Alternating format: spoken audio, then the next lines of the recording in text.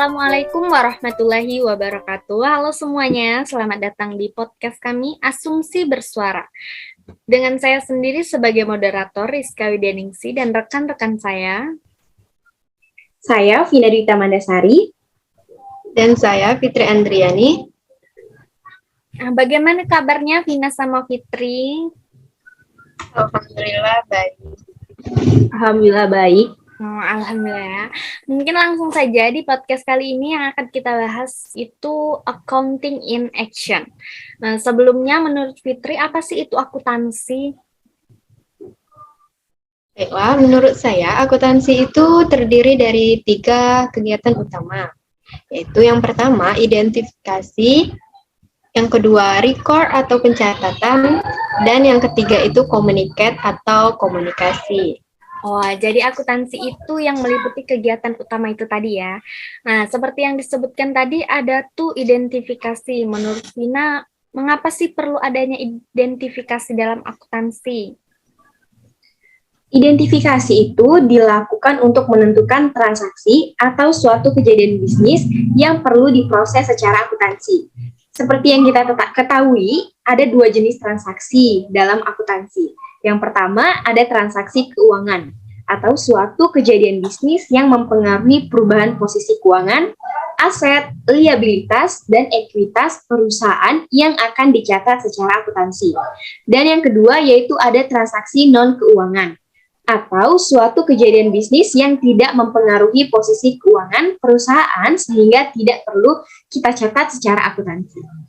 Oh, jadi pentingnya proses identifikasi dalam akuntansi itu untuk menentukan transaksi atau kejadian bisnis mana yang dicatat secara akuntansi gitu. Nah, selanjutnya ada tuh pencatatan. Menurut Fitri, apa saja sih yang dilakukan dalam proses pencatatan ini? Dalam kegiatan pencatatan, ada 3 aktivitas pencatatan yang dilakukan. Yang pertama itu adalah mencatat transaksi berdasar bukti transaksi ke dalam jurnal yang melibatkan setidaknya 2 akun. Karena menggunakan double entry system, yaitu sistem pembukuan berpasangan, di mana 1 akun didebitkan dan 1 akun dikreditkan. Yang kedua, memindahkan informasi dari jurnal ke buku besar masing-masing akun. Yang kegiatannya dikenal dengan posting. Dan yang ketiga, menjumlahkan saldo dari masing-masing akun pada akhir periode dan menyusunnya ke dalam satu daftar yang dikenal neraca saldo.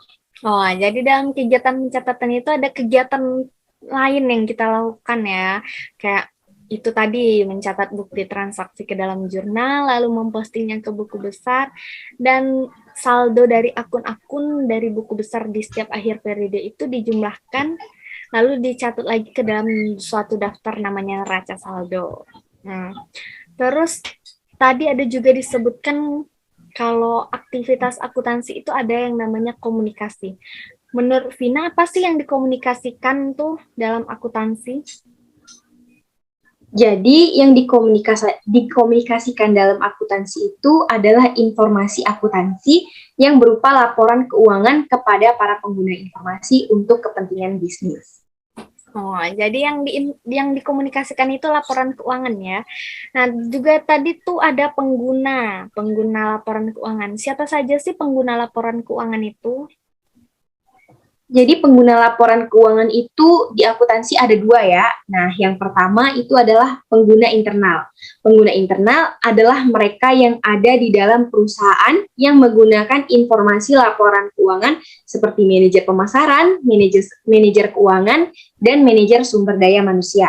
Nah, yang kedua itu pengguna eksternal. Pengguna eksternal adalah mereka yang menggunakan informasi laporan keuangan tetapi berada di luar perusahaan seperti investor, kreditor, dan pemerintah melalui otoritas pajak.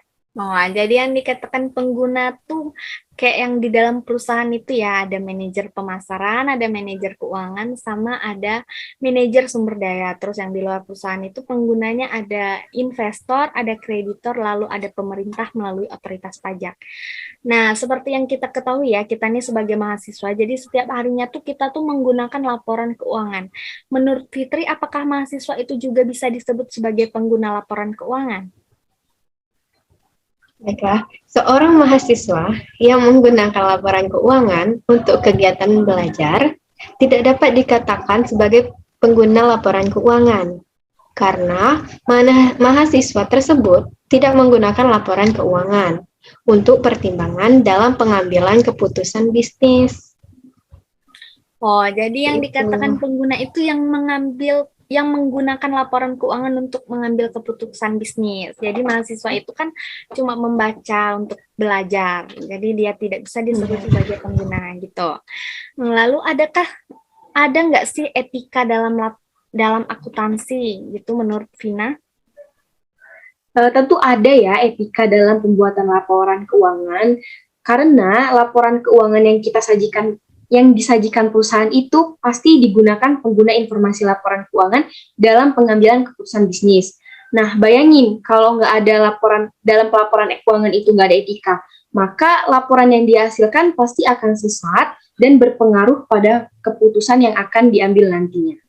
Oh, jadi etika itu diperlukan ya dalam laporan keuangan di akuntansi itu, biar menyajikan informasi yang benar, nggak sesat untuk penggunanya. Lalu apa saja sih etika yang perlu dipatuhi dalam laporan keuangan menurut Fitri?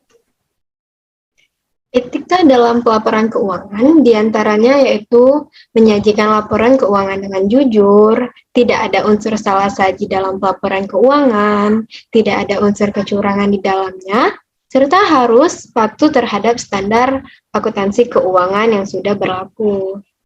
Oh, jadi itu tadi ya, untuk menyajikan laporan yang benar tuh ada etika yang perlu dipatuhi dalam pelaporan keuangan itu sendiri. Lalu setelah adanya etika, ada nggak sih standar dalam akuntansi itu menurut Vina? Ada ya. Nah, di Indonesia ini ada 6 yang berlaku di Indonesia. Yang pertama itu ada SAK berbasis IFRS, yaitu standar akuntansi dunia yang digunakan pada perusahaan besar yang terdaftar di Bursa Efek Indonesia. Nah, yang kedua ada SAK ETAP, adalah standar akuntansi yang digunakan pada perusahaan entitas tanpa akuntabilitas publik. Yang ketiga, SAK EMKM adalah sumber standar akuntansi yang digunakan pada entitas mikro, kecil, dan menengah. Yang keempat, SAP adalah standar akuntansi yang digunakan oleh pemerintah pusat dan pemerintah daerah. Yang kelima, SAK Syariah adalah standar akuntansi yang digunakan oleh perusahaan yang menjalankan bisnis dengan prinsip syariah.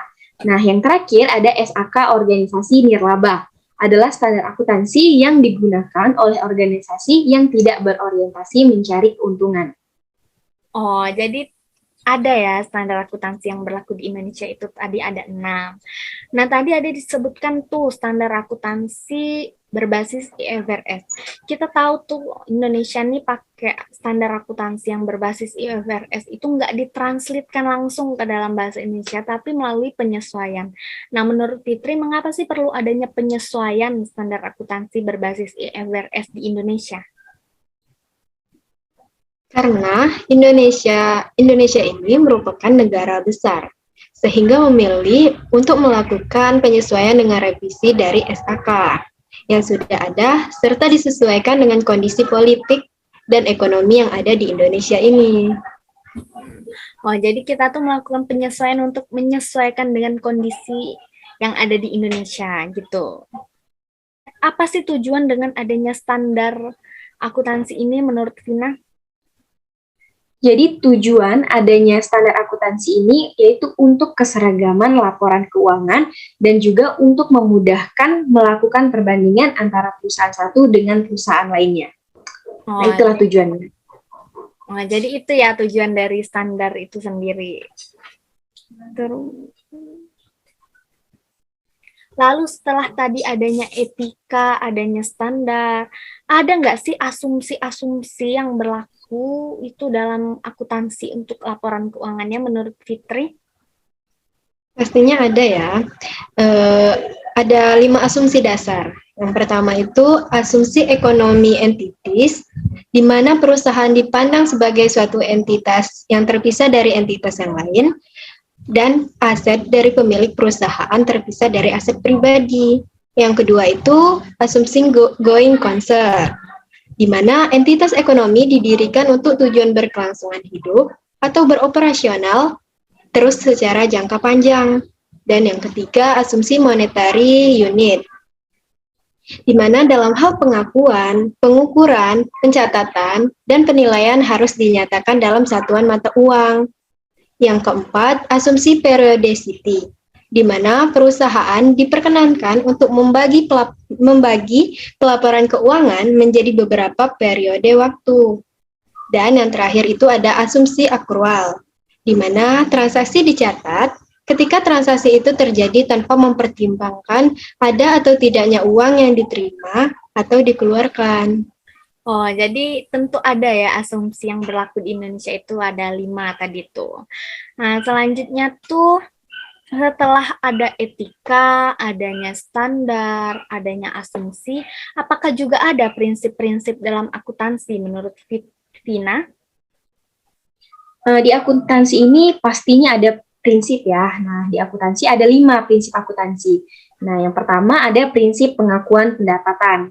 Kedua, prinsip pengakuan beban. Ketiga, prinsip pengukuran. Keempat, prinsip pengungkapan secara penuh. Dan yang terakhir yaitu ada prinsip penandingan. Oh, jadi ada ya prinsip-prinsip dalam akuntansi itu. Nah, tadi disebutkan tuh adanya prinsip pengakuan pendapatan sama prinsip pengakuan beban. Kapan sih kita tuh boleh mengakui adanya pendapatan sama beban menurut Fitri? Prinsip pengakuan pendapatan boleh diakui itu di saat perusahaan sudah memberikan jasa ataupun barang. Dan sedangkan prinsip pengakuan beban diakui itu saat perusahaan sudah merasakan manfaatnya. Oh, jadi ada masa di mana pengakuan pendapatan sama pengakuan beban itu diakui ya. Terus tadi ada juga disebutkan ada prinsip pengukuran. Apa sih yang menjadi dasar dari prinsip pengukuran itu menurut Vina? Jadi dasar dari dilakukannya pengukuran ada 2. Nah, yang pertama itu ada prinsip harga perolehan awal, di mana aset akan dinilai dan dilaporkan berdasarkan harga perolehan awalnya. Nah, yang kedua itu ada prinsip nilai wajar, di mana aset akan dinilai dan dilaporkan sebesar nilai wajar atau berdasarkan harga pasarnya.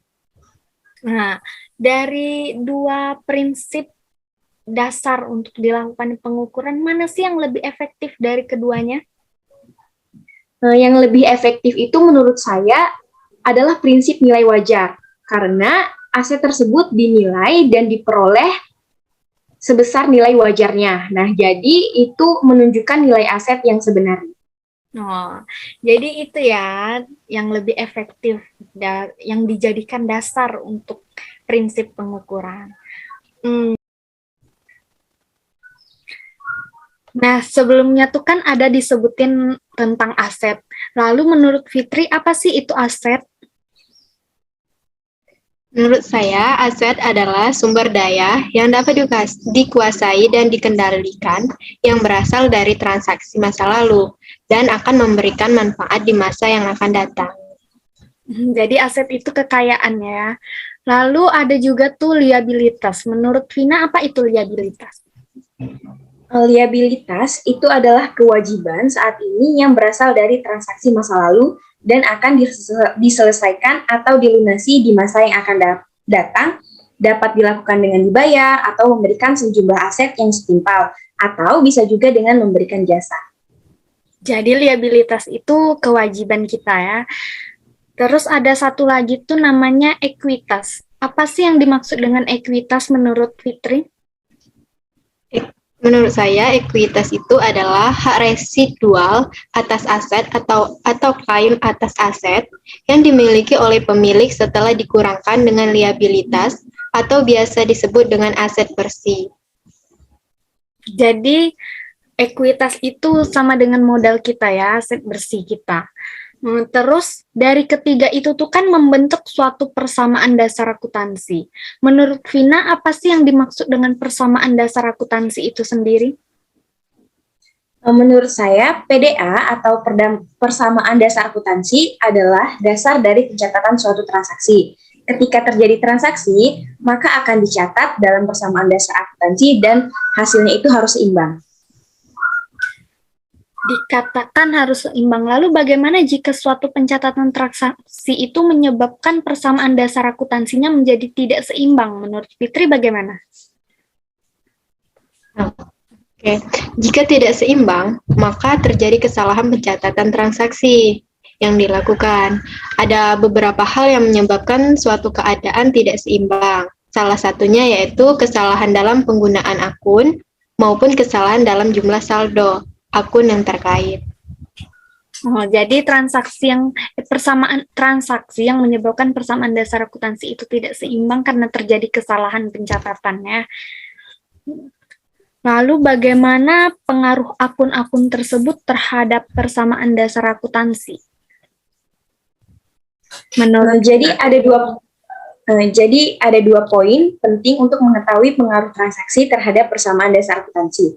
Jika transaksi mempengaruhi akun-akun pada sisi yang sama, maka satu akun akan bertambah dan satu akun lagi akan berkurang. Jika transaksi mempengaruhi akun-akun pada sisi yang berbeda, maka akun di satu sisi bertambah dan akun di sisi lainnya ikut bertambah juga. Nah, jadi pengaruh akun itu ada dua ya terhadap persamaan dasar akuntansi. Lalu kan ada tuh perluasan bagian persamaan dasar akuntansi bagian ekuitas. Menurut Fitri bagaimana bentuk perluasan bagian ekuitas tersebut? Oke, pada perusahaan berbentuk PT yang modal berupa saham dan saldo laba terjadi perluasan pada ekuitas, yaitu adanya share capital atau modal saham dan retained earning atau saldo laba. Oh, jadi bentuk perluasannya itu seperti share capital sama return earning ya. Lalu bagaimana sih bentuk transaksi yang terjadi dari share capital dan return earning itu menurut Vina? Jadi pada share capital itu hanya akan berpengaruh jika ada transaksi yang berkaitan dengan penerbitan saham ataupun penarikan saham yang beredar. Sedangkan pada retained earnings itu akan berpengaruh jika ada laba yang diperoleh perusahaan atau ada rugi yang dialami perusahaan dan juga ada dividen yang dibagikan oleh perusahaan. Jadi bentuk transaksi yang terjadi dari share capital itu seperti saham itu ya. Lalu yang di return earning itu laba atau rugi atau juga dividen. Lalu apa saja sih faktor yang mempengaruhi return earning menurut Fitri? Faktornya itu ada beberapa, yaitu faktor yang mempengaruhi return earning itu ada 3, yaitu pendapatan. Jika pendapatan yang lebih besar dari beban, maka perusahaan memperoleh laba. Saldo laba bertambah. Terus beban. Jika beban lebih besar dari pendapatan, maka perusahaan mengalami rugi. Saldo labanya berkurang. Dan yang ketiga itu ada dividen. Jika laba yang diperoleh dibagikan sebagai dividen, saldo lamanya berkurang. Nah, jadi yang mempengaruhi return earning itu ada pendapatan, ada beban, sama ada dividen. Ya. Lalu bagaimana sih hubungan pendapatan dan beban itu terhadap ekuitas menurut Vina? Jadi hubungan beban dengan ekuitas itu berbanding terbalik atau mengurangi ekuitas. Sedangkan hubungan pendapatan dengan ekuitas itu berbanding lurus atau bersifat menambah ekuitas. Nah, jadi seperti itu ya hubungan antara pendapatan dan beban dengan ekuitas. Nah, terima kasih atas jawaban-jawaban yang diberikan untuk menjawab pertanyaan-pertanyaan ini mengenai accounting in action. Mungkin itu saja yang dapat disampaikan dalam podcast kali ini. Terima kasih sudah menonton podcast ini. Saksikan juga podcast-podcast kami selanjutnya. Saya akhiri, wabillahi taufiq wal hidayah. Wassalamualaikum warahmatullahi wabarakatuh.